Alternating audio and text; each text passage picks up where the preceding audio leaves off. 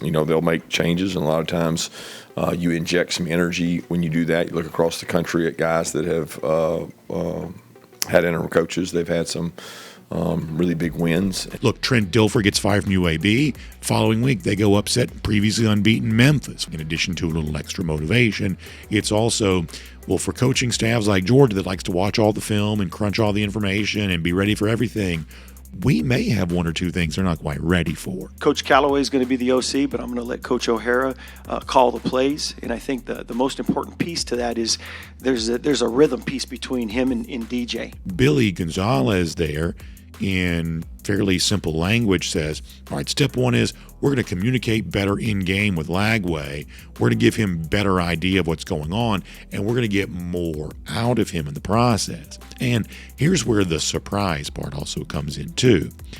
What they have done is they have selected a new play caller that hasn't been a play caller before. And it's not the offensive coordinator, Ross Callaway, because once again, to give you some interpretation here, the sense that you get is that Callaway's probably Napier's guy. If you're a Georgia fan, obviously we don't know how it's going to work, and I'm certainly not here to suggest you that Georgia's going to lose against Florida, but I am here to tell you this, that just because Georgia beat number 5 Ole Miss on Saturday, and because it scored every possession, and because of the good vibes that exist around Georgia right now, my overall feeling about Georgia really hasn't changed. I expect most of the games that Georgia plays coming up in the future weeks, including 2 Saturdays against Florida and then out on the road at Mississippi State, Texas, Georgia Tech. I expect all of these games to be close and competitive.